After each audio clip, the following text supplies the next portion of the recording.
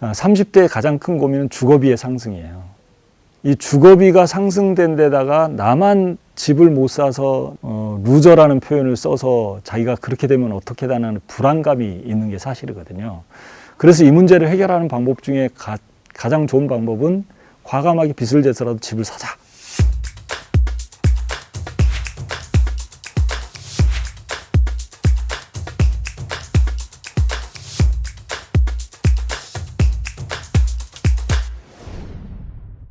앞으로 5년 빚 없는 사람만 살아남는다의 저자 백정선입니다. 주택을 구입하는 비율 중에 30대가 차지하는 비율이 가장 높아요. 근데 이 사람들의 특징 중에 집값이 뜬다고 하는 지역에 집을 사는 비율도 늘었다는 거예요. 그 지역에 집을 살려니까 대출 금액 비율이 커져버린 거죠.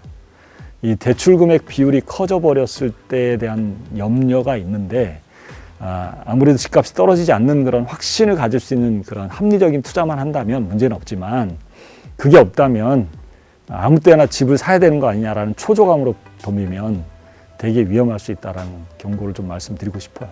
부모 세대하고 다르게 지금은 집을 사는 게 너무 요원하니까 집값은 너무 빨리 상승하고 주거 비용은 너무 빨리 늘어나니까 이 문제를 해결할 수 있는 유일한 방법은 집을 사는 방법이 제일 좋다라는 생각을 할 수밖에 없으니까 집에다가 올인할 수밖에 없는 상태라고 보여서요. 지금은 제가 보기에도 30대의 이 집 구입에 대해서는 저는 100% 공감이 될 정도가 돼요. 왜냐면 집값 상승이 하루가 다르게 달랐으니까. 다만 이제 정부의 정책에 좀 주목해 볼 필요는 있어요.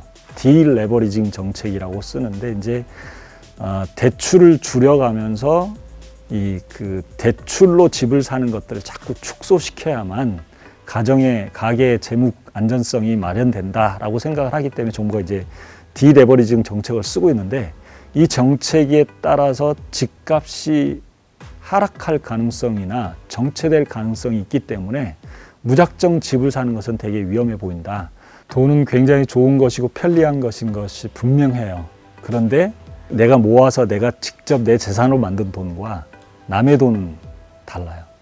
남의 돈은 고통이거든요. 빚은 고통인데 그 고통은 통제할 수 있는 고통이라면 이거는 빚을 내도 큰 문제는 되지 않아요. 언제든지 갚을 수 있기 때문에. 근데 통제 불가능한 고통으로 가버렸을 때 그 빚은 내게 심각성을 초래하게 돼요.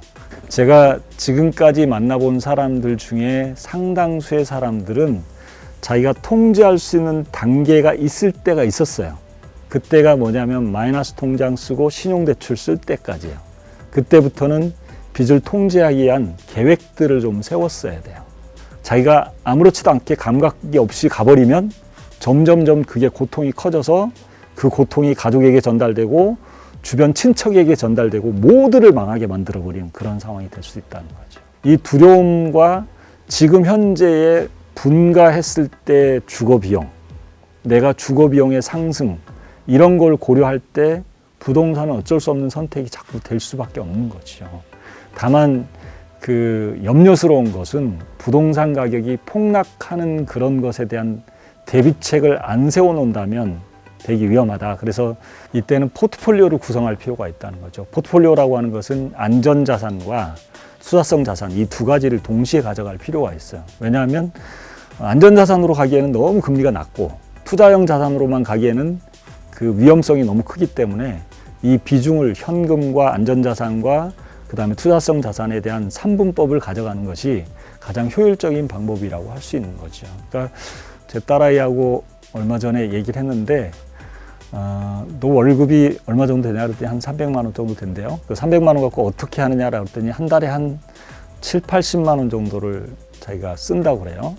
그럼 나머지 한 30만 원 정도에서 어떻게 하느냐 그랬더니 그냥 적금에 90만 원 정도 넣고 그 다음에 아빠가 어렸을 때부터 가르쳐줬던 펀드에 그냥 한 50만 원 정도를 넣어보고 있고 그 다음에 자기도 좀 주식을 알아야 될 것 같아서 주식하고 채권을 삼성전자 주식만 무작정 샀대요. 그 주식만 한 30만 원, 40만 원 정도 샀대요. 그런 식으로 5만 원 내지 10만 원 갖고 연습을 해본 다음에 안전한지 이것도 돈이 되는지를 확인한 다음에 투자를 해라라고 얘기하는데, 그런 방식으로 좀 분산하는 것을 포트폴리오라고 표현할 수가 있겠네요.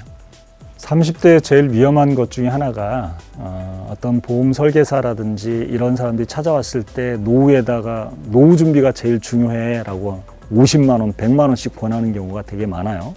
근데 생각을 해보시면 내가 지금 써야 되는 돈은 현재 지출하는 것뿐 아니라 1년 후 지출하는 금액이 또 있어요. 나한테 이벤트들이 있다는 거예요. 예를 들면 애가 태어나거나 애가 유치원을 가거나 애가 중학교 가거나 이럴 때마다 쓰여지는 돈들이 다 있다는 거예요.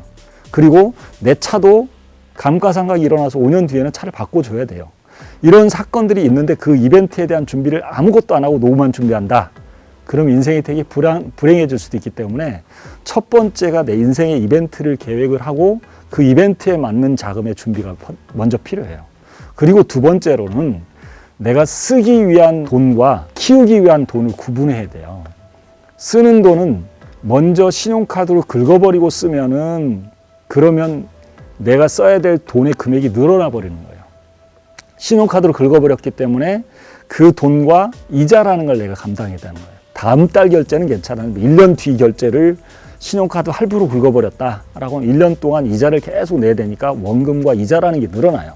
그러니까 훨씬 많은 돈을 저축해야 된다는 얘기가 돼요. 그러니까 가능하면 여행 가는 거나 그렇지 않으면 가족들이 외식을 한다거나 이런 것들은 돈을 모아서 여행 적금을 넣어서 여행을 간다거나, 그리고 외식을 할 때도 계획을 세워서 내가 한 달에 얼마를 쓰겠다는 금액을 정해놓고 그 금액만 쓴다거나 이런 계획을 세울 필요가 있어요. 또 하나 이제 지출에 대해서 굉장히 조심해야 될 게 하나 있는데, 우리가 매달 나가는 그 일반 지출이 있어요. 뭐 생활비, 교육비, 교통비, 뭐 통신비 이런 게 있는데 그거 말고 다른 지출이 어마어마하게 큰 게 있다는 걸 우리는 간과하고 살아요. 경조사비, 옷값, 화장품값, 명절, 부모님 생신, 자동차 보험, 자동차 세금 이런 것들이 잔뜩 있어요. 근데 그거를 우리는 간과하거든요. 그게 우리 지출 계획에 없어요. 그래서 제가 꼭 말씀을 드리는 게 저수지 통장을 하나 반드시 준비해라. 그래서 보너스 탈 때마다 이 보너스를 꽁돈으로 생각하지 말라는 거예요. 내가 보너스 받는 돈은 나한테 꽁돈으로 생겼으니까 내가 써도 되는, 나를 위해 써버려야 된다라고 생각을 하지만 사실은 우리가 1년 동안 비정기 지출로 나갈 돈들이 많이 있기 때문에 그걸 위해서 저수지에 돈을 넣어놓는 게 훨씬 더 나를 행복하게 만들고 빚을 안 지게 할 수 있다는 거예요. 그러면 저축을 할 때 어떻게 저축을 할 것이냐에 대한 개념을 좀 정리를 해보면, 저축금리가 너무 낮으니까 적금을 무조건 안 할 거냐? 근데 1년 후에 이벤트라는 게 꽤 많이 있어요. 여러 가지 이벤트에 대한 인플레이션을 감당하려면 이자가 많이 붙는 게 필요하거든요. 그럼 이자를 감당할 수 있는 것이 투자 상품이라는 건데, 투자 상품 중에서 그래도 비교적 안전한 게 뭐냐? 주식형 펀드 중에서도 매년 배당을 많이 하는 기업들이 있어요.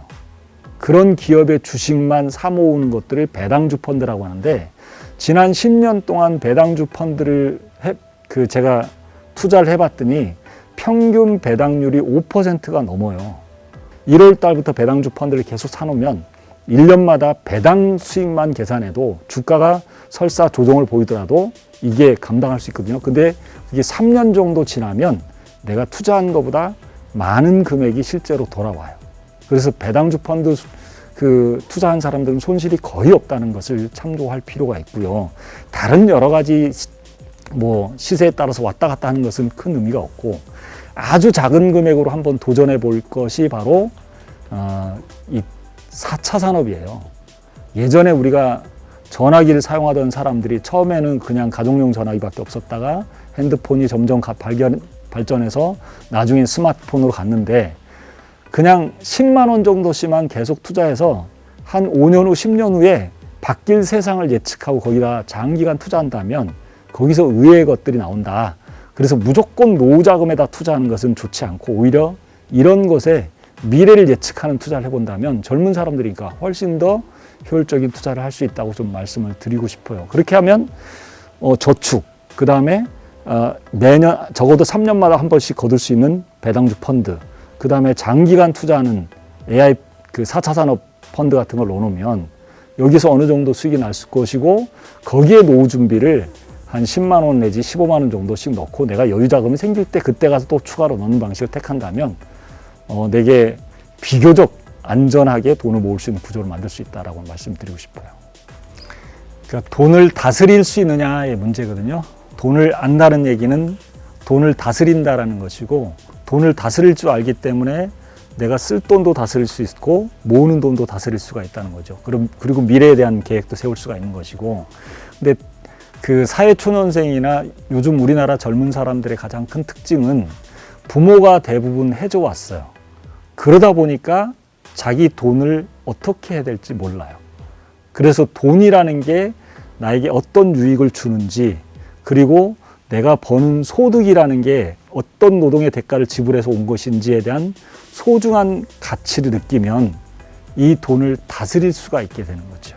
그런데 이게 내가 노동의 대가로 지불했다라는 신성한 노동의 대가에 대한 생각이 없어지면 이 돈은 내가 막 써도 되는 돈이 돼요.